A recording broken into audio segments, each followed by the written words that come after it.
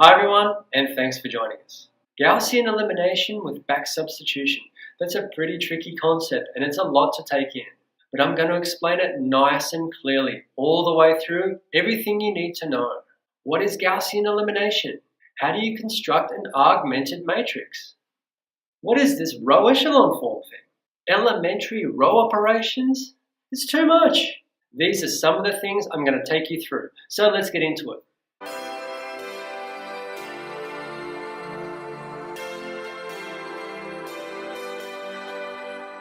This will be our first example.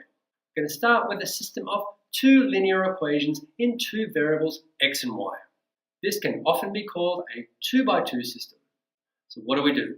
We start with a system of linear equations, and what we have to do is put it into matrix form somehow. And to do that, we construct something called an augmented matrix. And an augmented matrix is going to look like this. It is a very standard looking matrix with one major difference. It has a bit of a separating line or a partition somewhere in the middle. So looking back at our simultaneous equations, we have the variables x and y, and we also have their coefficients, the numbers stuck to the x and y. 2, -1, 1, -4. Those four numbers I'm going to put on the left side of the augmented matrix, like this.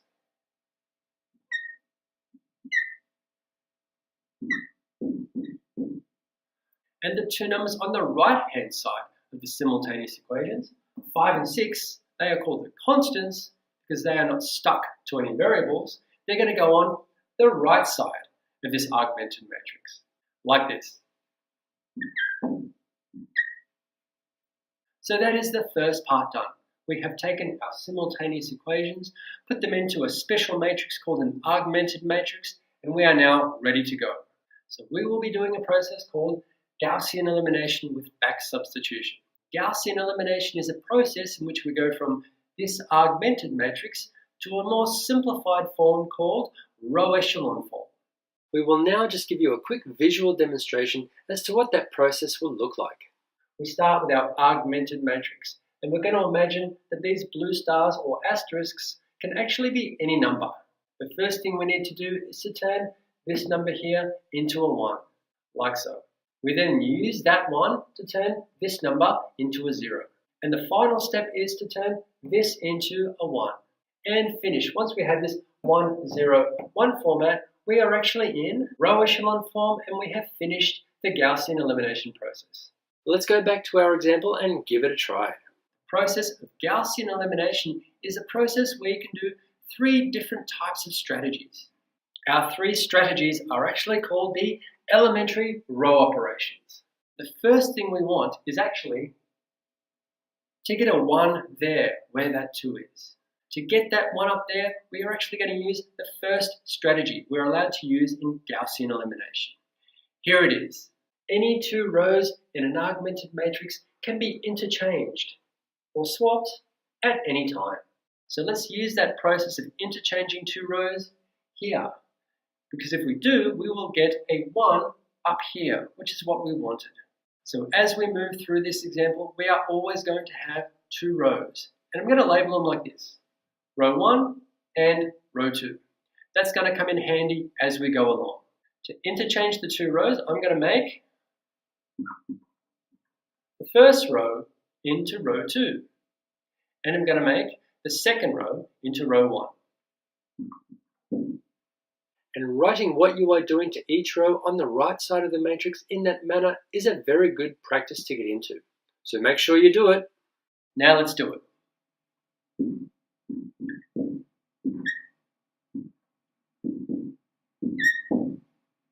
You may have noticed I put this little arrow here.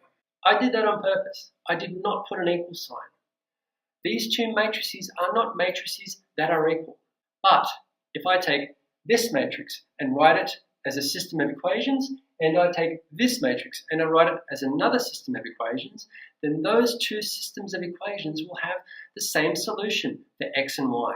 And in that case, we don't say the 2 matrices are equal, we say the 2 matrices are row equivalent. And as we work through these 3 strategies for Gaussian elimination, we will continue to get matrices that are row equivalent. So as we said, we got our 1 here. A 1 up there is very important in Gaussian elimination. This one is our first of what we call our leading ones. Our leading ones are very important because they are the key to getting our augmented matrix down to row echelon form. What we now do is we take this leading one and we use it to turn the number below it into a 0. And to do that, we are now going to look at our second strategy for Gaussian elimination. Let's take a look. A multiple of one row can actually be added to any other row that you like at any time. A multiple means you multiply one row by a scalar number, just a regular number, okay? And that can get added to any other row that you like. So let's try our second strategy for Gaussian elimination. One tip I will give you as we're going through this process is to write the rows that are not going to change first. So this first row is going to stay the same. So I'm going to write that first. We're now going to use this leading 1 to turn this number into a 0, so it will appear as a 0 down here in the next step. So what multiple of which row added to which row will help us achieve that? We are going to multiply the first row by -2 to give us -2 here, and we're going to add that to this row, which will make it 0 down here. Let's put that over here first, like so. Let's give it a try. -2 times 1 gives -2, plus 2 gives 0 as we wanted. Let's finish this. -2 times -4 gives +8, plus -1 leaves 7. -2 times 6 is -12, plus 5 gives -7. So there we go. We have a 1 and now we have a 0 under that 1. We're almost there. We are now one step away from row echelon form. What we now need is a 1 down here as well, and we are home. To get a 1 down here, for this example, we are now going to use our third strategy for Gaussian elimination. Let's take a look at our last one. Any row of your matrix may be multiplied through by a constant number at any time. That number is just a regular scalar number, and every number in the row gets multiplied by that number. So let's give that a try to the second row here. Since the first row is not going to change, let's write that first. To turn this 7 into a 1, we're going to multiply the second row by 1/7, which is going to be the same as dividing by 7. Let's write what we are going to do over on that right-hand side, like so. We're going to multiply the second row by 1/7. Or just divide by 7. Same thing, right? Let's do it. 1/7 times 0, 0. 1/7 times 7, 1, which is what we wanted. And then again, 1/7 times -7, which leaves us with a -1. And then we have this other one, which is what we wanted. And that is actually another leading one. So we have now actually arrived at row echelon form. What exactly is row echelon form? Row echelon form is this 1, 0, 1 shape down here. But we're going to talk more about that a little bit later in detail. So just to summarize what we have done here. We started with an augmented matrix. We then proceeded with Gaussian elimination, which is a process where we can use those 3 strategies which we spoke about. The 3 elementary row operations. And we stop down here, which is something called row echelon form. That briefly sums up the process of Gaussian elimination. To finish this problem, we're now going to use back substitution. What that means, we are now going to take this matrix, which is in row echelon form, turn it back into a system of equations and solve that set of equations. So this first row represents an equation, and that equation written out is this equation here. And this second row also represents another equation. That equation is this equation here. Do these two make sense? You can see the coefficients here, 1, -4, and the constant 6. 1x minus 4y equals 6. And down here, our coefficients, 0, 1, and our constant, -1. 0x plus 1y equals -1. So we actually have solved for y already. Y equals -1. We just need to back substitute this y equals -1 into the first equation. Let's do it. y equals -1 into the first equation here gives us x minus 4 times y, which is -1, equals 6. Let's go ahead and solve this.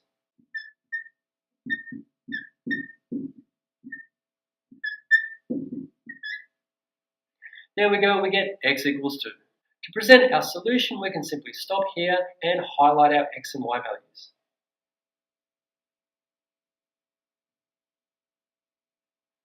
Done and done. Or if you want to be fancy, you can write your solution as a point with an x and y value in the round brackets like so. Let's do that. X is 2, y is -1. So the solution is this xy point to -1, or it could also be called an ordered pair. So there we have it, Gaussian elimination and back substitution for a simple 2x2 system. Moving on now, we're going to try Gaussian elimination with back substitution again for a 3x3 system this time. So let's construct our augmented matrix. There we go, our augmented matrix. So once again, let's use our 3-strategy system of Gaussian elimination to reduce this down to row echelon form. Let's just do a quick visual demonstration as to what that process will look like for a 3x3 case. Remember, the stars can be any number. We start here at the augmented matrix. The first thing we need to do is to turn this number into our first leading one, like so. We then use this leading one to turn these two numbers into zeros. The next step is to turn this number into our second leading one. And we then use this leading one to turn this into a zero. And we then turn this number into our final leading one. Like so, and once we get to here, we have reached row echelon form. Now let's go back to the example and give it a try. To get our first leading one, let's get this one up to the top row by exchanging rows 1 and 2. Like so, let's do it. And done. So we now have our first leading one. We're now going to use that leading one to turn the numbers below that leading one into zeros as well. And once again, the first row here is not going to change, so I've written that first. So to turn this -4 into a 0, I'm going to multiply this first row by 4 and add it to the second row. Like so, let's do it. 4 times 1 is 4, plus -4, 0. 4 times -4 is -16, plus 7, -9. 4 times 3 is 12, 12 plus -2, 10.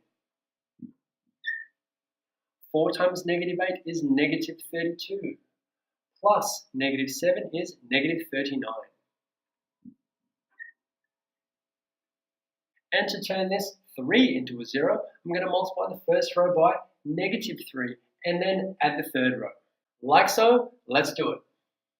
-3 times 1, -3, plus 3 gives 0. -3 times -4 gives 12. 12 plus -7 gives 5. -3 times 3 is -9. -9 plus 3, -6. And finally, -3 times -8 gives +24. 24 plus -1, 23. So there we go, our 1, 0, 0. To get to row echelon form, we are looking for 1, 0, 0, 1, 0, 1. So the next step is we now need to turn this -9 into a leading one. Writing the first and third row first, because they're not going to change, there we have it. So to turn this -9 into a 1, I guess we're just going to multiply by -1/9. Like so, here we go. -1/9 times 0 times -9, a 1 like we wanted, times 10, and times -39, 39/9. There we go. Whoa, whoa, whoa, whoa, hold it right there. What's the problem? Those fractions are going to turn that into an absolute nightmare. All fractions are bad. Yes, they certainly are. You want to avoid fractions as much as possible when doing Gaussian elimination. Well, how can I do this without getting fractions? I can't see it. We'll worry about that after you've erased that row with those awful looking fractions. Should I do it now? Should I erase it now? Yeah, that's a good idea. Okay. That's much better. Okay, everyone, I've just gone back and erased that. I've decided we're going to try something else. You mean we, don't you? Okay, we're going to try something else. Instead of dividing the second row by -9 and getting fractions, how can I use a -9 and maybe this 5 to get a 1 down here? What do you think out there? Can you figure it out? I got it. I can multiply the third row by 2 to get 10 and then add that to -9, which will give me a 1. Calm down, calm down. You know, you wouldn't have figured it out without my help, you know. Yeah, well, thank you, but in the end I figured it out, right? Yes, you did, didn't you? Only after I stopped you, though. Thank you. At least let me have that little victory. Let's move on. Like so, let's do it. 2 times 0 is 0, plus 0 is 0. 2 times 5 gives 10, plus -9 is 1, like we wanted. 2 times -6 is -12, plus 10, -2. 2 times 23 is 46. 46 minus 39 is 7. We have now got our leading 1 on the second row. And we have no fractions. Are we happy? Yes, very happy now. Let's continue. We now want to use that leading 1 to turn this 5 into a 0. So for this next step, the first 2 rows are not going to change, so I've written them first. So to turn this 5 into a 0, let's multiply the second row with our leading 1 by -5 and add that to the third row to make that 0. Like so, let's do it. -5 times 0 is 0, plus 0 is 0. -5 times 1, -5, plus 5 equals 0. Like we wanted. -5 times -2 is 10. 10 plus -6 is 4. And -5 times 7 is -35. -35 plus 23 is -12. And we are now one step away from row echelon form. We are nearly there. One last step, we now need to turn this 4 into a 1. We have a 4 and a -12, so dividing by 4 will not give us fractions and give us what we want. So our final step, let's multiply the third row by 1/4. Multiply by 1/4 gives 0. Multiply by 1/4 gives 0. Multiply by 1/4 gives 1. What we want, our final leading 1. Multiply by 1/4 gives -3. And we are now in row echelon form. So as we did in the first example, we started with an augmented matrix. We used Gaussian elimination, which is our 3 strategies, and we ended up with row echelon form. We'll come back to back substitution in a minute, but we are now just going to stop and talk in length about what row echelon form actually is. So please follow along. So row echelon form actually has 3 criteria. And the first one is, in any row coming from the left, the first non-zero entry or element must be a 1. And these ones are called our leading ones. So just as a side example, let's look at this matrix here. Is this in row echelon form? Coming from the left, in the first row, the first number is a 1, which is okay. In the third row, the first non-zero number coming from the left is also a 1. That is okay. But in the second row, coming from the left, the first non-zero number is a 2. So this is not in row echelon form. To get this into row echelon form, we need to turn this 2 into a 1. This can be easily done by multiplying the second row through by 1/2. Let's do it. Multiply by 1/2. Multiply by 1/2. Multiply by 1/2. Multiply by 1/2. So now looking at the rows of our new matrix, coming from the left, all of the first non-zero numbers are all 1s. So this is now in row echelon form. And moving along, the second criteria for row echelon form is any leading 1 must be in a column to the right of any leading 1 that is in a row above it. This kind of gives us this 1-0 zigzag step format that we get. So let's have a look at another little side example to see if this is in row echelon form. So you'll notice that this is a 2x3 system. In more complicated systems, that's okay. It doesn't always have to be a 2x2 or a 3x3 system. What do you think? First criteria is okay, but look at our leading 1s. This leading one on the bottom is in a column to the left of the leading one above it. That is not okay. This is not row echelon form. This is easily fixed. All we need to do is switch the first row and the second row. And now let's take a look at the positions of the leading ones. This leading one is below another leading one, but it is in a column to the right of it, which is okay. We are now in row echelon form. The third and final criteria for row echelon form says, any rows containing all zeros must be at the bottom of the matrix. And as a side example for this criteria, let's take a look at this matrix. As you can see, the third row contains only zeros, but the row is not at the bottom of the matrix. So this is not in row echelon form. But this is an easy fix. All we need to do is to interchange the two bottom rows. We now have a row with only zeros that is on the bottom. So this matrix down here is now in row echelon form. So there we have it, the three criteria to ensure that a matrix is in row echelon form. Let's come back to our back substitution. So when we write our row echelon form matrix into a system of equations, it's going to look like this. And we can see the value of z straight away. Let's substitute our z value into the second equation to get our y value. Like so, y minus 2 times z, which is -3, equals 7.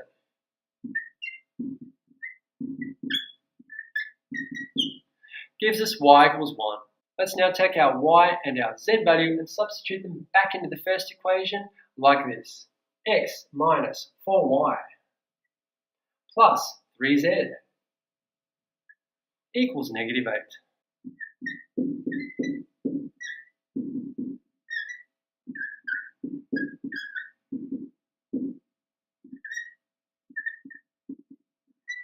As said before, you can highlight the x, y, and z values, or if you'd like to be fancy, write them as a point. In this case, we have an x, y, and z. Instead of being called an ordered pair, it would actually be called an ordered triple. So our solution is the ordered triple, 5, 1, -3. Well, I hope you're ready for a little bit more practice, because it's now your turn again. Please try example 3. Try solving these two systems of equations using Gaussian elimination with back substitution. The first one, A, is a simple 2x2 system. Should be just a warm-up. And then try B, a 3x3 system. Should be more of a challenge. Similar to example 2, you may have to get clever in order to avoid fractions during the middle of this process. And before you do back substitution, were you able to get the correct row echelon form? Really now? If so, what is it? Please feel free to discuss your answers in the comments. And as always, thanks for watching.